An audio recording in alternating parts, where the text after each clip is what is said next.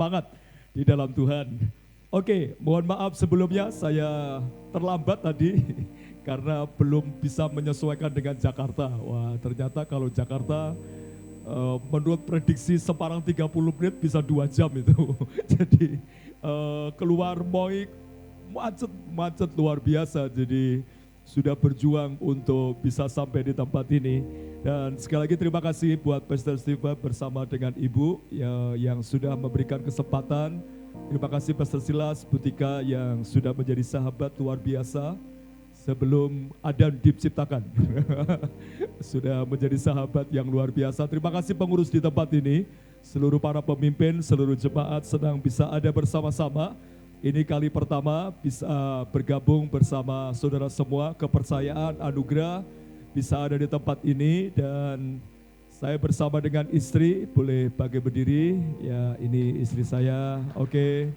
Saya juga bersama dengan dua pemimpin gereja, Pak Cipto boleh bagi berdiri, ya. Ada Bu Ina, boleh bagi berdiri, oke. Ya ini dari Semarang, dan tadi pagi diberi kesempatan melayani di gereja Pastor Silas dan hari ini di tempat ini. Baik, kita akan share bersama-sama. Karena waktu yang dikasih saya hanya 5 menit, jadi kita cepat ya Bapak Ibu. Cepat. Oke, tema saya adalah hidup adalah kesempatan. Bolehkah baca bersama-sama 2, 3? Hidup adalah kesempatan. Oke, kelihatannya oke. Ada yang kehalang sehingga. Oke, baik. Mari perhatikan Efesus pasal yang kelima ayat yang ke-16. Dan pergunakanlah waktu yang ada, karena hari-hari ini adalah jahat. Saudara, ini adalah pesan Paulus kepada jemaat yang ada di Efesus. Paulus berpesan, dan pergunakanlah waktu-waktu yang ada karena hari-hari ini adalah jahat. Ini pesan Paulus ribuan tahun yang lalu ya.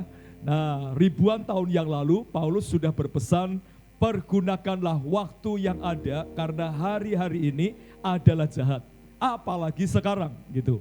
Jadi ini pesan Paulus kepada jemaat yang ada di Efesus, pergunakanlah waktu yang ada. Kalau ada hari Senin, ya pergunakan hari Senin dengan serius, hari Selasa, hari Rabu, hari Kamis, hari Jumat, hari Sabtu, bahkan hari Minggu. Dan hari ini saya melihat Anda menggunakan waktu yang terbaik untuk ada di rumah Tuhan.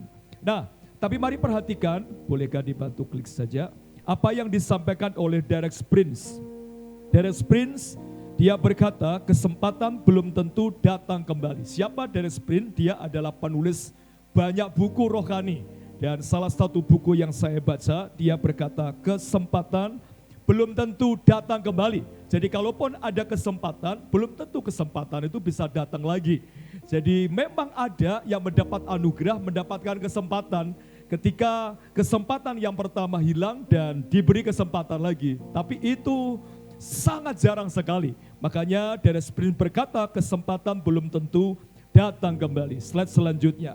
Dan kalau bicara tentang kesempatan, sebetulnya Tuhan sudah memberikan banyak kesempatan. Kesempatan untuk apa? Untuk melayani Tuhan. Kesempatan menjadi suami, kesempatan menjadi istri, kesempatan untuk kita bekerja. Ada banyak kesempatan, tapi pertanyaannya adalah, apakah kita menggunakan kesempatan itu dengan baik? Nah itu pertanyaannya. Kita sudah diberikan banyak kesempatan. Mohon izin kalau ada di antara saudara ada yang usia 50 tahun, berarti 50 tahun Tuhan sudah memberi kesempatan. Kalau ada di antara kita 30 tahun, berarti 30 tahun Tuhan memberikan kesempatan. Kalau ada di antara kita yang diberikan ke usia 40 tahun, 50 tahun, betapa panjang Tuhan memberikan kesempatan.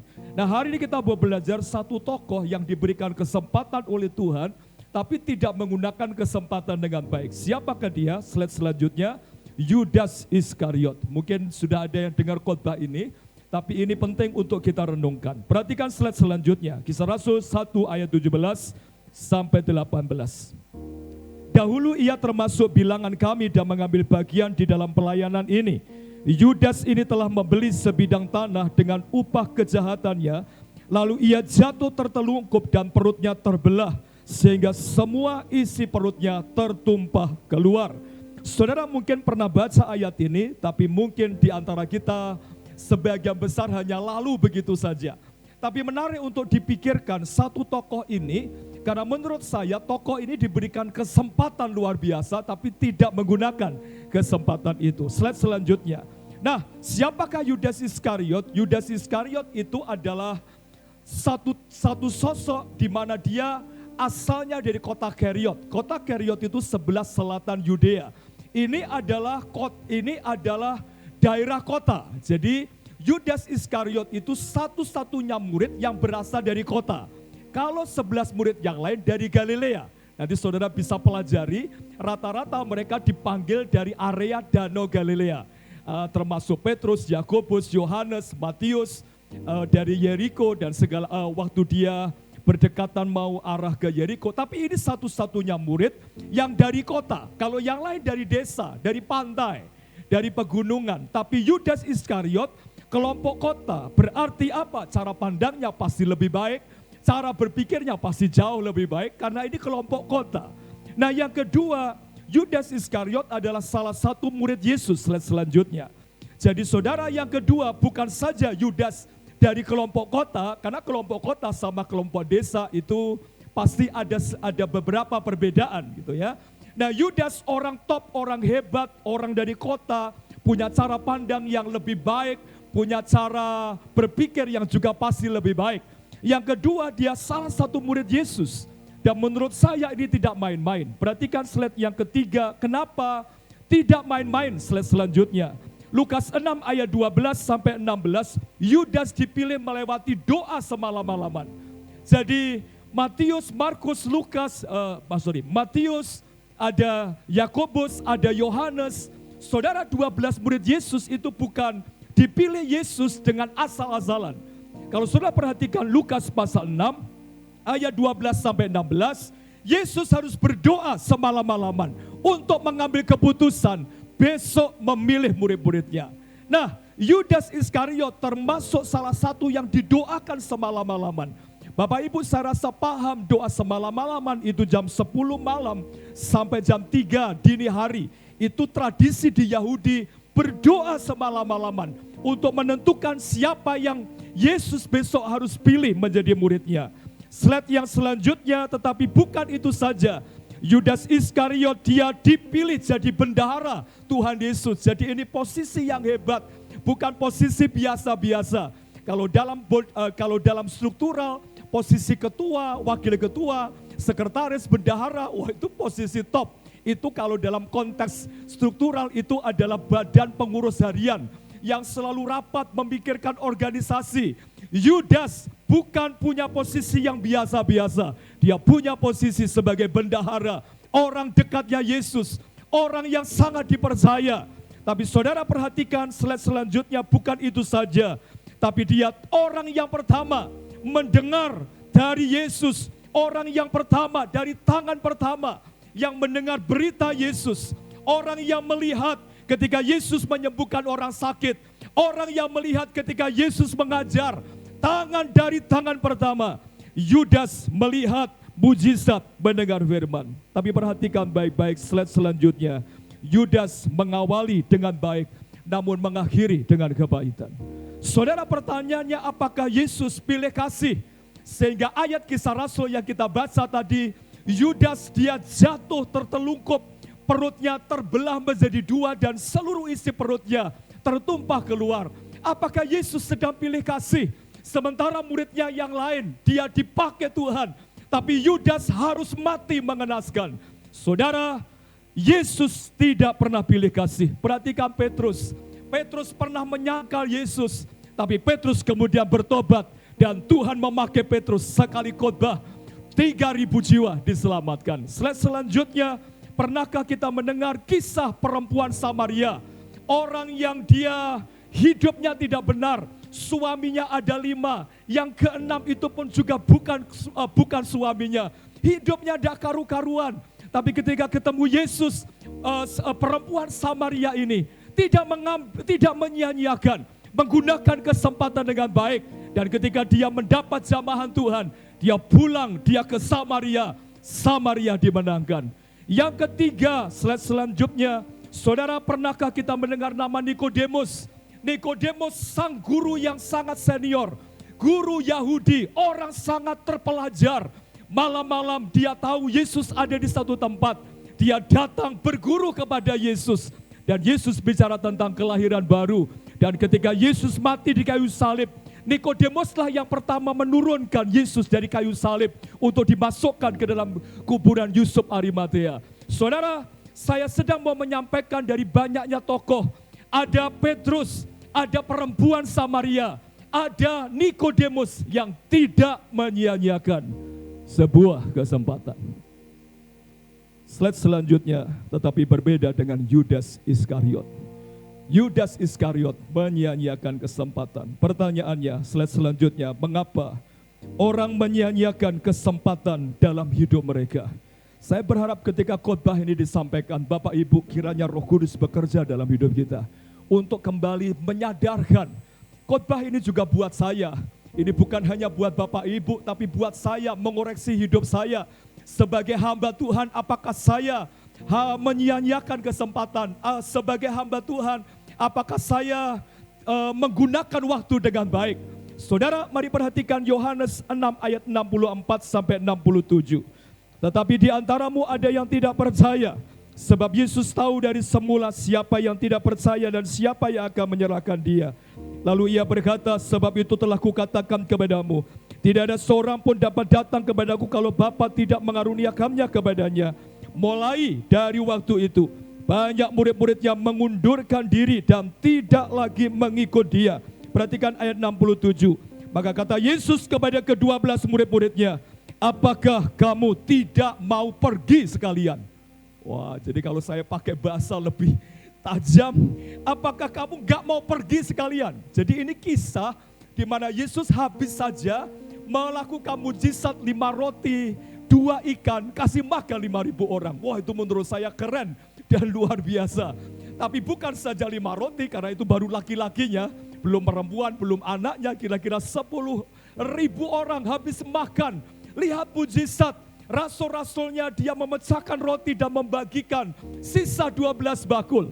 Tapi kemudian Yesus mengajar dan ajarannya sangat keras sekali.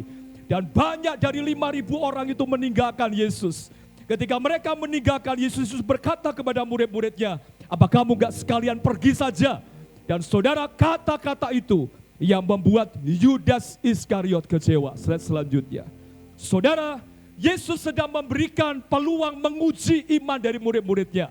Dan ternyata kata-kata itu membuat Yudas kecewa. Yudas sangat-sangat sakit hati dengan kata-kata Yesus. Saudara, ini adalah awal mula di mana Yudas Iskariot akhirnya menyimpan kekecewaan. Kenapa orang bisa menyia-nyiakan kesempatan? Slide selanjutnya, yang pertama, hati yang kecewa. Kekecewaan itu sering membuat kesempatan itu hilang. Berapa banyak karyawan dia kecewa dengan bosnya, padahal bosnya itu sudah sedang mempersiapkan lewat proses yang dihadapi, dia akan taruh pada posisi di titik level tertentu. Tapi ketika kata-kata bosnya itu keras dan dia akhirnya kecewa, dan akhirnya dia tinggalkan perusahaan itu. Sebetulnya hampir sebentar lagi dia mau diangkat oleh bosnya, dan mungkin itu adalah tes yang dikasih supaya dia tahan banting. Berapa banyak juga pelayan Tuhan yang memiliki hal-hal seperti ini. Saudara, slide selanjutnya. Yudas berpikir seharusnya tidak berkata pedas dan Yudas menjadi kecewa. Pertanyaannya adalah, apakah ketika Yudas kecewa, Yudas ditinggalkan sama Yesus? Ketika Yudas kecewa, Yesus tidak mengasihi Yudas Iskariot. Ketika Yudas kecewa, Yesus meninggalkan dan membiarkan untuk tidak masuk menjadi muridnya Yesus. Tidak, saudara. Perhatikan dalam kisah sejarah, kalau saudara baca Injil-Injil, Yudaslah yang pertama kali dibasuh kakinya.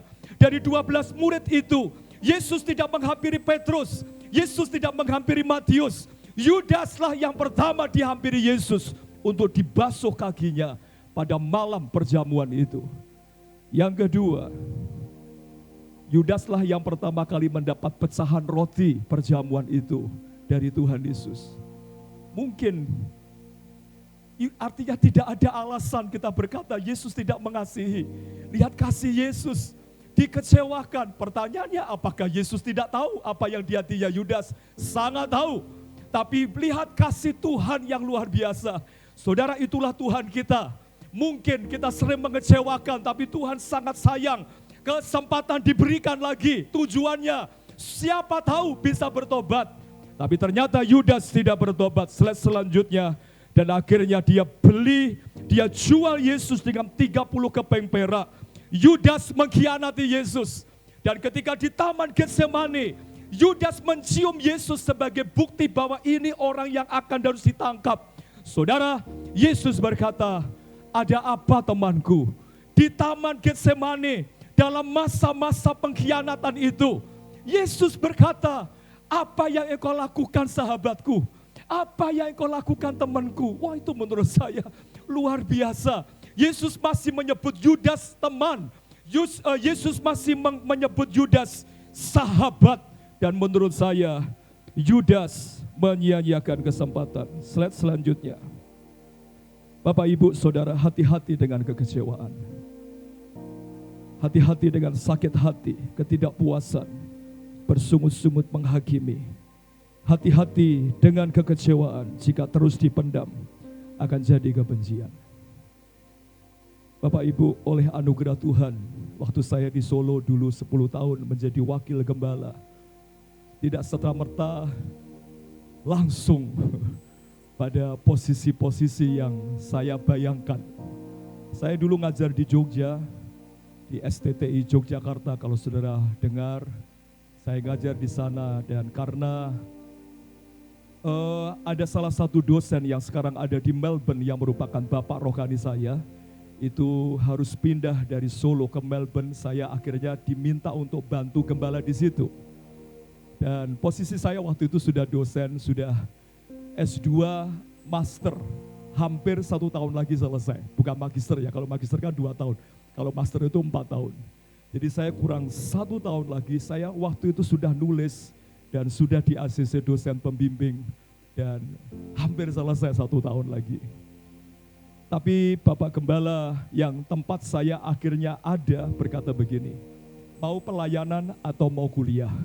Kalau mau pelayanan, jangan kuliah, stop kuliah. Kalau mau kuliah, kalau mau kuliah, ya jangan pelayanan. Wah, itu tidak mudah Bapak Ibu. Saya waktu itu disponsori 5 sponsor. Yang pertama dari Dallas Theology Seminary di Amerika, yang kedua itu dari Gereja Anglikan di Jakarta, yang ketiga dari Biji Sesawi, yang keempat itu ada Fuller, dia biayai saya untuk ambil S2 saya. Saya lupa yang terakhir itu ada satu badan misi yang sekarang ada di Salatiga biayai. Tapi Bapak Gembala berkata, mau kuliah ya enggak usah melayani. Wah, itu seperti petir di siang bolong yang datang kepada saya. Saya berkata, Pak Gembala, saya tak doa dulu ya. Udah enggak usah sok rohani. Udah ambil keputusan saja. Tidak usah sok rohani, berdoa. Paling-paling kamu berkata enggak mau kan begitu. Ya sudah, saya akhirnya enggak jadi ke belakang, saya ambil keputusan. Tapi di tengah-tengah itu Roh Kudus bicara sangat kuat untuk ambil keputusan pelayanan. Ini singkat cerita saja. Dan akhirnya saya mengambil keputusan, oke, saya melayani. Dan akhirnya singkat cerita saya harus hubungi seluruh sponsor saya untuk, ya saya harus mohon maaf, saya tahu itu tidak mudah Bapak Ibu, karena sudah tinggal 1 tahun itu mereka pasti berharap ini Paulus bisa lulus dan selesai. Dan saya juga akhirnya mengundurkan diri dari Jogja, tidak mengajar lagi karena dengan tantangan seperti itu, tantangan yang menurut saya ini sebuah keputusan yang tidak mudah tapi menarik sekali untuk diambil keputusan, dan saya akhirnya mengambil keputusan itu. Saya pikir setelah saya mengambil keputusan, saya bisa diberikan tempat yang cukup oke di dalam pelayanan. Tapi 1 minggu kemudian selesai ibadah, Bapak Gembala berkata, mulai minggu depan kamu hitung jemaat yang datang ya. Wah, itu seperti petir di siang bolong ke 1000 kali saudara. Saya pikir saya langsung dikasih tempat khotbah, pimpin sekolah minggu, departemen anak muda. Wah, ini sudah hampir S2 entar lagi nih. Ini sudah kesempatan. Saya membayangkan diberi kesempatan untuk entah ngajar apa, entah begini, entah WL, entah segala macam. Tapi Pak Gembala berkata, minggu depan hitung jemaat yang datang, berdiri pakai jas di depan pintu, hitung jemaat yang datang. Wah, itu saya sangat terkejut dan rasanya hati berontak. Saya rasanya tidak terima, tapi malam waktu saya berdoa, Tuhan berkata sederhana, pantaskah kamu kecewa? Pantaskah kamu merengek-rengek, meminta ini dan itu? Pantaskah kamu sakit hati? Wah, saya itu nangis, saya berkata, wah saya gak pantas Tuhan. Emang ini pekerjaan siapa? Saya sadar dan saya akhirnya bertobat. Saudara, sejak itu saya menikmati proses tanpa protes. Saya belajar menikmati, minggu depan saya pakai jas, berdiri depan pintu. Saya hitung jemaat 1, 2, 3. Dan Bapak Gembala berkata 1 tahun ya, ternyata saya hitung jemaat 1 tahun 7 bulan Bapak Ibu. 1 tahun 7 bulan, tidak pernah khotbah, tidak pernah mimpin apa-apa, hanya hitung jemaat. Saya tahu Tuhan sedang proses hidup saya. Dan ketika sudah 1 tahun 7 bulan, Pak Pendeta berkata, Bapak Gembala, aduh sorry saya lupa, udah lama ya ternyata. Oh, lamamu itu saya pikir, oh lama banget. Wah saya gak etis lah, saya tanya gimana Pak, ini sudah 1 tahun kan, ya gak etis Bapak Ibu, orang Jawa itu gak pantas begitu. Ya saya menikmati, tapi yang menarik adalah saya pikir dia langsung kasih saya posisi terbaik. Tapi Pak Gembala berkata, mulai besok minggu ini sudah selesai, kasih ke bagian yang lain, dan mulai minggu besok kamu dampingi anak-anak sekolah minggu. Kalau ada yang ke belakang, hantar ke belakang, ceboi dia. Wah, tapi saudara, saya bersyukur 1 tahun 7 bulan yang lalu, Tuhan sudah berkata, pantaskah kamu kecewa? Saudara, saya nikmatin itu. Saya pernah mandikan mobil gereja, yang 3/4 itu. Selama 3 tahun saya belajar terus setia, saya belajar menikmati, saya tahu itu tidak mudah, tapi saya tahu itu kesempatan yang Tuhan berikan. Saudara, saya tidak tahu slide selanjutnya, apakah ada yang kecewa hari ini? Saya tidak baca 10 item ini, tapi mari perhatikan Efesus 4 ayat 31-32. Segala kepahitan, kegeraman, kemarahan, pertikaian, dan fitnah hendaklah dibuang dari antara kamu. Demikian pula segala kejahatan. Tetapi hendaklah kamu ramah terhadap seorang terhadap yang lain. Penuh kasih mesra dan saling mengampuni. Sebagaimana Allah di dalam Kristus telah mengampuni kamu. Saudara, kalau mungkin ada banyak kesempatan. Dan mungkin kesempatan itu tidak mudah. Bagian yang pertama, mari belajar. Jangan pernah kecewa. Kita tidak pernah tahu apa yang di depan. Mungkin Tuhan sedang siapkan step demi step untuk kita bisa melewati itu. Tapi saudara, poin yang pertama adalah mari kita jangan kecewa. Belajar untuk menikmati semua. Yang kedua, slide selanjutnya, hati yang tidak jujur.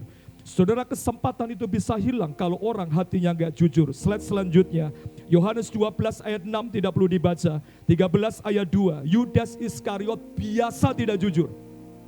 Jadi Yudas Iskariot bendahara Yesus itu bukan karena dia dulunya jujur. Tapi kalau saudara baca ayat-ayat ini, habitnya memang tidak jujur. Orangnya memang gak jujur. Dan saudara perhatikan slide selanjutnya. Orang kalau sudah tidak jujur dalam keuangan, pasti tidak akan dipercaya Tuhan dalam hal yang besar dalam hidupnya. Lukas 16 ayat 10, barang siapa setia dalam perkara kecil, ia juga setia dalam perkara-perkara besar. Dan barang siapa tidak setia dalam perkara kecil, ia tidak benar juga dalam perkara-perkara besar. Papa saya selalu pesan, dulu waktu saya kecil, kalau ada susuk, kalau ada kembalian, itu taruh di meja. Dan itu terekam di benak saya, saudara. Belajar jujur. Saya bersyukur punya anak-anak 2, kalau saya minta tolong sesuatu, ada kembalian, langsung ditaruh di meja. Saya belajar jujur setiap perkara kecil. Saudara, orang yang setiap perkara kecil akan diberi tanggung jawab dalam perkara besar. Yang percaya katakan amin. Mari belajar. Sampai hari ini Bapak Ibu, sejak kelas 5 SD, saya setia perpuluhan. Sejak kelas 5 SD sampai hari ini, saya tidak pernah bolong Bapak Ibu. belajar setia. Mungkin dulu ketika kelas 5 SD saya masukkan dengan logam bunyi kelontang gitu ya. Sampai hari ini mungkin sampai gak bunyi, ya karena kertas ya Bapak Ibu. Karena kertas. Ya belajar setia, karena memang tidak bisa dipungkiri. Berkatnya makin banyak kan otomatis perpuluhannya juga nambah. Nah belajar setia. Belajar setia. Mari perhatikan slide selanjutnya. Kesalahan terkecil yang dibenarkan adalah langkah menuju kebohongan yang lebih besar. Kejujuran adalah matahari yang menyinari setiap langkah kita. Kejujuran adalah tempat yang terbaik. Tuhan diam di dalam hidup kita. Slide selanjutnya. Mari belajar jujur dalam perkataan, tingkah laku, pelayanan, keuangan, pengelolaan dalam keluarga, manajemen dalam pekerjaan, dan di dalam perpuluhan. Saudara belajarlah setia. Belajarlah setia. Slide yang terakhir, yang selanjutnya, bagian yang terakhir adalah mengeraskan hati. Yudas kenapa kehilangan kesempatan? Kecewa, tidak jujur, dan mengeraskan hati. Perhatikan ayat-ayat yang saya tulis, tidak perlu dibaca. Lukas 22 ayat yang ketiga, Yohanes 12 ayat 6, Yohanes 13 ayat yang kedua, Yohanes 13 ayat 27. Perhatikan baik-baik, Yudas mengkhianati Yesus bukan karena dorongan orang Farisi. Yudas mengkhianati Yesus bukan karena dorongan orang Romawi. Ayat-ayat ini saya cantumkan untuk menunjukkan bahwa Yudas mengkhianati Yesus atas kehendaknya sendiri. Bukan atas kehendak yang lain, tapi atas dorongannya sendiri. Kenapa? Mengeraskan hati. Apa buktinya? Yesus sudah tegur, Yudas hati-hati loh ya. Iblis sudah mengintip di depan pintu. Kalau kamu tidak bertobat, maka kamu akan jatuh dalam pencobaan. Yesus sudah mengingatkan. Bapak Ibu, kalau mungkin kita berkata, wah ini Yudas gak pernah dinasehati. Yesus menasehati, Yesus mengingatkan. Tapi Yudas mengeraskan hati. Perhatikan baik-baik, proses yang panjang. 3,5 tahun bersama Yesus. Yesus tidur di situ, Yudas tidur di situ. Di mana Yesus makan, Yudas ada di sana. Ketika Yesus menyampaikan kabar baik, Yudas ada di sana. Ketika Yesus melakukan mujizat, Yudas ada di sana. 3,5 tahun tidak cukup membuat Yudas Iskariot sadar bahwa ini adalah sebuah kesempatan. Justru dia jual Yesus dengan 30 keping perak. Ironis, menyedihkan. Slide selanjutnya. Ibrani 3 ayat 15, tetapi apabila pernah dikatakan pada hari ini, jika kamu mendengar suaranya, janganlah keraskan hatimu seperti dalam kegeraman. Slide selanjutnya. Mengeraskan hati tidak bertobat berarti menyia-nyiakan kasih karunia Allah yang telah memberikan kesempatan untuk berkarya yang terbaik bagi Tuhan. Slide selanjutnya. Yudas Iskariot tidak memilih kayu salib sebagai pusat pertobatan. Yudas Iskariot dia pergi memilih kayu pohon untuk gantung diri. Saudara, kesempatan selalu diberikan, tapi Yudas mengeraskan hati. Dia tidak memilih kayu salib untuk bertobat. Dia memilih kayu pohon untuk gantung diri. Kisah Rasul berkata, dia jatuh, perutnya terbelah menjadi 2, dan seluruh isi perutnya tertumpah keluar. Murid Yesus, tapi tidak finishing well. Galatia 3 ayat 3, adakah kamu sebodoh itu? Kamu telah memulai dengan roh, maukah kamu sekarang mengakhirinya di dalam daging? Slide selanjutnya, hidup adalah sebuah kesempatan. Gunakanlah waktu yang diberikan untuk memberi yang terbaik sesuai dengan firman Tuhan. Di dalam jemaat saya selalu berkata, suami-suami, kasih beri yang terbaik buat istri. Kenapa? Itu kesempatan. Istri-istri juga layani suami dengan terbaik karena itu kesempatan. Saya sudah mandikan ratusan orang mati Bapak Ibu. Saya sampai hari ini meskipun saya gembala dengan jemaat yang kompleks, Pak Silas tahulah ya. Wah, ada banyak cabang, tapi sampai hari ini saya masih mandikan orang mati. Sampai hari ini saya masih membedai yang cowok-cowok ya, yang cowok-cowok. Yang cewek tidak, ada tim yang sendiri. Saya juga tidak memandikan yang cewek ya Bapak Ibu. Yang cewek itu ada timnya. Kalau cowok karena buat saya itu kesempatan. Saya selalu hadir di tengah segala kesibukan saya. Kalau ada jemaat meninggal, saya selalu hadir, ada bersamanya, dan Saya melakukan itu dan saya memperhatikan orang-orang yang dia tidak menggunakan kesempatan dengan baik. Biasa di bagian-bagian itu mereka mengalami penyesalan yang luar biasa. Jadi sebagai orang tua kasih yang terbaik, saya belajar untuk menggunakan waktu Senin dan Sabtu, kadang-kadang Kamis untuk bersama istri, keluarga dan segala macam. Kenapa? Kesempatan. Tapi mari perhatikan bagian akhir sebuah kisah yang perlu kita dengar. Slide selanjutnya. Bapak Ibu, ini ada 3 tokoh yang besar pada masanya di tahun 1945. Ini pengkhotbah hebat Bapak Ibu. Pengkhotbah hebat yang luar biasa di Amerika. Yang pertama namanya Chuck Templeton, yang kedua ada Brown Clifford, yang ketiga namanya Billy Graham. Dan ini tokoh besar, kalau saudara bisa searching, ini tokoh hebat, pengkhotbah luar biasa, dikagumi. Mari perhatikan slide yang terakhir. Nah, Chuck Templeton ini adalah hamba Tuhan yang luar biasa. Dia ketua Youth Amerika waktu itu. Dan dia menjadi orang yang sangat memukau, khotbahnya dikagumi, orang sangat tertarik. Dan saudara, 5 tahun setelah masa tenarnya, dia akhirnya banting setir menjadi penyiar radio. Memang tidak masalah menjadi penyiar radionya, tapi yang masalahnya adalah ketika dia menjadi penyiar radio itu, dia mengumumkan sudah tidak lagi mengikut Yesus.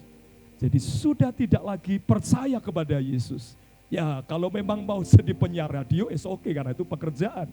Tapi yang problem adalah dari hamba Tuhan yang dipakai Tuhan, ketua anak muda, dipakai Tuhan dengan dahsyat, ada banyak orang yang dilawat Tuhan.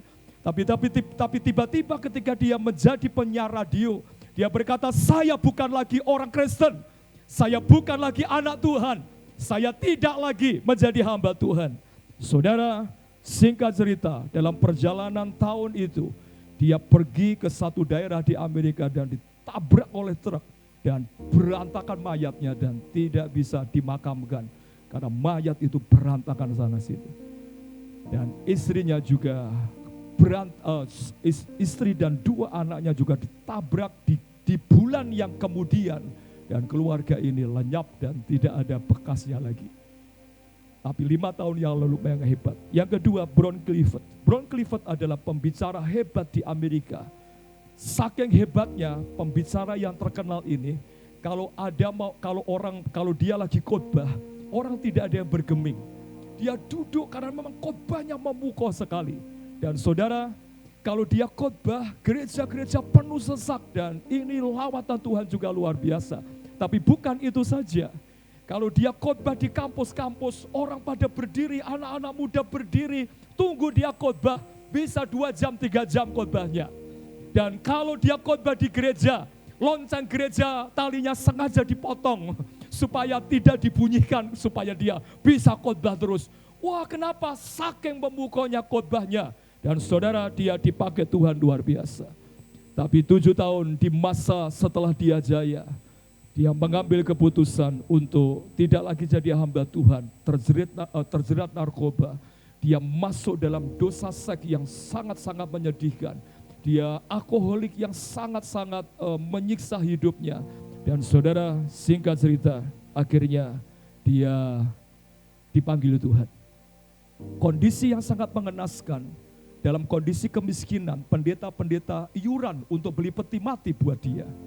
Dan untuk dimakamkan di tempat di mana tidak bisa dimakamkan di tempat kota. Dan dia pendeta-pendeta iuran lagi untuk beli makam di tempat yang jauh, di desa untuk memakamkan Brown Clifford. Orang hebat, luar biasa, tapi habis.